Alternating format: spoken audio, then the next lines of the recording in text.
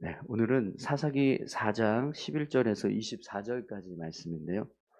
드라마 같은 하나님의 구원 역사라는 제목으로 같이 함께 말씀을 나누겠습니다. 오늘 본문 말씀은 이제 이 바락과 야빈의 군대 장관인 시스라와의 전쟁을 기록하고 있습니다. 그런데 오늘 본문 말씀의 시작을 보면 모세의 장인 호밧의 자손 겐사람 헤벨이 게데스 근교에 있는 사하나님 상수리 나무 곁에 장막을 쳤다. 이렇게 기록을 합니다. 바락과 시스라의 전쟁 이야기를 시작하고 있는데 그 시작은 헤벨의 가정을 소개하고 있어요. 왜 바락과 이 시스라의 전쟁 이야기를 시작하면서 본문은 이 헤벨의 가정을 먼저 소개하고 있을까요? 그 이유는 오늘 이 이야기의 주인공이 바로 헤벨의 아내인 야엘이라고 하는 한 여인이기 때문에 그렇습니다. 네. 그래서 본문의 시작이 바락과 시스라의 전쟁 이야기를 기록하면서 어, 이 전쟁에서 주인공이 되는 이 야엘이라고 하는 한 여인을 먼저 소개하고 있는 거죠. 바락은 드보라의 명령으로 이제 이 시스라와의 전쟁을 치르게 되는데요. 그런데 어제 우리가 말씀을 나눴지만 온전히 순종하지 못했습니다. 그래서 조건을 달아서 드보라 당신이 나와 함께 가면 내가 가고 그렇지 않으면 가지 않겠다. 이렇게 조건부에 전쟁에 참여하는 그런 모습을 보여줬는데요. 그래서 어제 드보라가 이 바락이 이번 전쟁에서 영광을 얻지 못할 것이다. 이렇게 선언을 했었죠. 근데 실제로 오늘 본문 말씀을 보면 결국에는 이 가나안 왕 야빈의 군대 장관이 시스라를 죽인 사람은 바락이 아니라 이 헤벨의 아내인 야엘이라고 하는 한 여인이 됩니다. 이스라엘을 구원하기 위해서 치열한 전쟁이 치러지게 되는데 그런데 그 전쟁에서 적의 장수를 쓰러뜨리는 사람이 이스라엘의 군대 장관이 아니라 한 이방 민족의 여인이라는 거죠. 이 모습은 참 아이러니한 모습이라고 할 수 있을 것입니다. 그러니까 수많은 군인들과 또 바락이라고 하는 이스라엘의 장수가 있었음에도 불구하고 결국에는 한낱 천대받고 무시당하던 그런 한 여인의 손에 적의 장수가 쓰러지게 되는 거죠.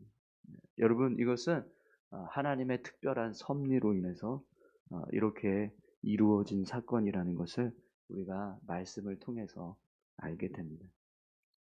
오늘 우리의 삶 가운데 하나님께서 이렇게 역사하셔서 아무리 연약하고 또 보잘것없는 사람이라 할지라도 하나님이 붙들어 주시면 승리의 도구로 쓰임 받을 수 있다라는 사실을 우리가 말씀을 통해서 깨닫게 됩니다. 한낱 무시당하고 또 천대받던 여인에게서 적의 장수가 생명을 잃어버리는 전쟁에서 가장 중요한 순간을 이렇게 연약한 자의 손을 빌어서 하나님께서 승리하게 하시는 이 역사가 오늘 하나님께서 우리를 붙들어 주실 때도 동일하게 일어나게 될 줄 믿습니다. 오늘 저와 여러분들이 하나님의 손에 붙들려서 우리가 믿음의 삶을 살아갈 때 하나님께서 우리도 전쟁에서 승리케 하시는 그런 도구로 사용하실 줄 믿습니다. 우리가 개인적으로 내 자신을 바라볼 때 나는 부족한 것밖에 없고 연약한 것밖에 없는데 내가 과연 어떤 모습으로 살아갈 수 있을까? 어떤 일에 쓰임 받을 수 있을까? 이런 마음들이 사실 우리 안에 있습니다. 그러나 하나님을 붙잡으면 하나님께서 우리를 승리의 도구로 사용해 주실 줄 믿습니다. 오늘 저와 여러분들이 늘 하나님을 붙들고 나아가시는 그런 귀한 믿음의 사람들 다 되시기를 바랍니다. 이렇게 오늘 본문 말씀을 보면 이제 하나님께서 이스라엘을 구원하시기 위한 일을 이루시는데요. 사실 오늘 본문의 말씀을 보시면 바락과 시스라의 전쟁도요. 하나님의 어떤 드라마 같은, 정말 반전 드라마 같은 그런 하나님의 특별한 섭리가 임하고 있다라는 것을 알 수 있습니다. 사실 이 바락과 시스라의 전쟁은요, 인간적인 눈으로 보면 이스라엘이 절대적으로 불리한 상황이었습니다. 시스라는 철병거가 900대나 있었습니다. 철병거 900대라는 건 지금으로 말하면 러시아하고 우크라이나하고의 전쟁이라고 할 수 있거든요. 예. 이 러시아가 우크라이나를 침공할 때 탱크를 수백 대를 끌고 들어갔잖아요. 그것처럼 지금 이 가나안 왕 야빈은 이 철병거 900대를 가지고 정말 강력한 힘을 가지고서 주변에 있는 나라들을 이렇게 다 이렇게 잠식하고 통치하는 그런 일들을 하고 있었던 거거든요. 근데 이스라엘은 10,000명의 사람들이 모이긴 했습니다. 10,000명이라고 하면 사실 뭐 적은 건 아닌데, 그러나 철병거 900대와 또 그를 이끌고 있는 이 전차 부대, 전차 군단을 막을 만큼 그렇게 강력한 어떤 힘을 가진 군대라고는 할 수 없을 겁니다. 더구나 이 바락이 이제 전쟁에 나가겠다라고 해서 사람들을 모았을 때 이 사람들은 대부분 그냥 일상에서 생활을 하다가 이제 전쟁에 나가서 싸울 수 있는 사람들을 나와라 하니까 다 나온 거잖아요. 그러니까 항상 전쟁을 염두에 두고 훈련하면서 있었던 군인들이 아니라 그냥 이스라엘 백성들 중에서 싸울 수 있는 사람들 모여라 해서 10,000명이 모였다라는 거거든요. 그렇기 때문에 철병거 900대를 가지고 있는 전차 군단과 싸워서 이길 수 있다? 사실 인간적인 모습으로 보면 이게 불가능한 상황이라는 거죠. 그런데 오늘 본문 말씀을 보면 반대로 그런 인간적인 열세에도 불구하고 바락이 전쟁에서 승리하게 되는 과정을 기록하고 있습니다. 오늘 본문을 보면 이 전쟁은요, 사람이 싸우는 전쟁이 아니라는 것을 분명하게 알 수 있어요. 15절 말씀을 한번 보세요. 여호와께서 바락 앞에서 시스라와 그의 모든 병거와 그의 온 군대를 칼날로 혼란에 빠지게 하시매 시스라가 병거에서 내려 걸어서 도망합니다. 900대의 철병거를 이끌고 이 시스라가 이스라엘의 1만 명의 군사를 이제 막기 위해서 서 있습니다. 그런데 그들이 하나님의 칼날로 인해서 혼란에 빠졌어요. 병거가 전진을 하면서 앞으로 막 나가서 이제 막 적들을 싸워 막 이렇게 쓰러뜨리고 막 해야 되는데, 그게 아니라 하나님의 칼날이 이 900대의 철병거를 혼란하게 만드시고, 시스라가 이끌고 왔던 군대들이 다 지금 이스라엘 백성들의 칼날이 아니라 하나님의 칼날로 인해서 막 싸우고 있는 거예요. 그 모습을 이스라엘 1만 명의 군사들이 지켜보고 있었던 거죠. 네. 어떤 일이 일어납니까? 병거가 혼란에 빠지고 시스라가 병거에서 내려서 걸어서 도망을 치는 그런 상황이 벌어집니다. 900대의 병거가 하나님의 개입하심 속에서 완전히 무용지물이 되는 그런 상황이 벌어지게 되었다는 거죠. 이것은요, 하나님의 특별한 섭리, 하나님께서 이 전쟁을 주관하고 계신다는 것을 분명하게 보여주고 있는 거죠. 그래서 결국에는 시스라가 온 군대와 바락의 칼에 피해서 이제 하로셋 핫고임까지 도망을 치게 되는데요. 거기서 이 바락의 1만 명의 군대가 이 시스라의 군대를 다 이렇게 넘어뜨린, 엎질러 버린, 칼로 그들을 엎드려지게 했다라고 기록하고 있는데요. 그런데 이 시스라만 도망을 쳐요. 다른 모든 병사들은 이 하로셋 핫고임에서 다 칼날에 엎드러지는데 이 시스라만 그래도 생명을 부지하고 도망을 치게 됩니다. 그래서 어디에 가게 되죠? 오늘 본문 첫 번째 시작했던 바로 이 헤겔이라고 하는 집, 이 사람의 집에 들어가게 돼요. 하필이면 이 시스라가 도망친 이 집이 바로 모세의 장인 호밧의 자손인 겐 사람 헤벨의 집에 들어가게 됩니다. 여러분 모세의 장인이면 누구죠? 이스라엘로 따지면은 친족인 거예요. 네. 그런데 오늘 본문에 보면 시스라가 겐 사람 헤벨의 집에 들어간 이유를 이렇게 설명합니다. 17절에 보면 우리 17절 한번 보실까요? 시스라가 걸어서 도망하여 겐 사람 헤벨의 아내 야엘의 장막에 이르렀으니 이는 하솔 왕 야빈과 겐 사람 헤벨의 집 사이에는 화평이 있습니다. 이 헤벨이라고 하는 사람이요, 야빈과는 어, 평화롭게 삶을 살았다라는 거예요. 화친을 맺고 평화 조약을 맺고 삶을 살았던 사람이다라는 거죠. 평상시에는 이 헤벨이요, 야빈과 그냥 좋게 지냈다라는 거예요. 평상시에는 평화롭게 뭐 서로 이렇게 적대적인 관계를 맺거나 그러지 않고 평화를 지키면서 그렇게 삶을 살았다라는 거예요. 그런데 그건 평상시의 모습인 거고요. 전쟁이 일어났을 때는요, 이 헤벨은 누구의 편에 설까요? 당연히 팔은 안으로 굽는다고 이스라엘 편에 설 수밖에 없는 거예요. 네, 모세의 장인이었던 겐 사람, 이 겐 사람의 후손인 이 헤벨이 당연히 이스라엘 편에 서서 이스라엘을 돕는 역할을 할 수밖에 없는 겁니다. 그런데 하필이면 시스라가 누구의 집에 들어갔어요? 헤벨의 집에 들어갔어요. 네.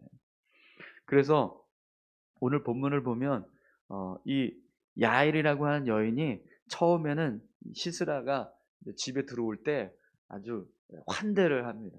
예, 이 사람을 잘 이렇게 도망치는, 이렇게 보호해 줄 것처럼 이불로 덮고 또 그가 요구하는 여러 가지 필요들을 다 채워줍니다. 근데 이게요, 그의 마음을 안심케 하기 위해서. 예, 그래서 이런 일들을 행하고 있다라는 것을 보게 돼요. 그래서 21절을 보면 시스라가 완전히 마음이 다 안심이 됐어요. 깊은 잠에 빠지게 됩니다. 그때 이 야엘이 어떤 일을 행하죠? 장막 말뚝을 들고 와서 시스라의 관자놀이에 그 말뚝을 박아서 축사시키게 합니다. 시스라를 뒤쫓아왔던 바락이 이제 이 헤벨의 집에 도착을 했는데 이 야엘이 그 모습을 보여줍니다. 당신이 찾고 있는 사람이 여기 있습니다 하면서 이 죽어있는 시스라의 시신을 보여주게 됩니다. 여러분, 우리가 어제 말씀에서 드보라가 이 바락에게 했던 말이 있죠. 바락 당신이 이번 전쟁에 나갔을 때 이 전쟁에서 영광을 얻지 못할 것입니다. 대신에 한 여인이 이 시스라를 쓰러뜨리는 일이 일어나게 될 것입니다. 이런 이야기를 했었어요. 그런데 오늘 본문을 보면 실제로 그 일이 이루어졌습니다. 드보라의 말이 그대로 성취되었다. 여러분, 이 순간을 바락이 딱 바라봤을 때, 그 순간에 딱 처했을 때 어떤 마음이 들었을까요? 왜 드보라가 나에게 그런 이야기를 했을까? 이 생각이 번뜩 들었을 겁니다.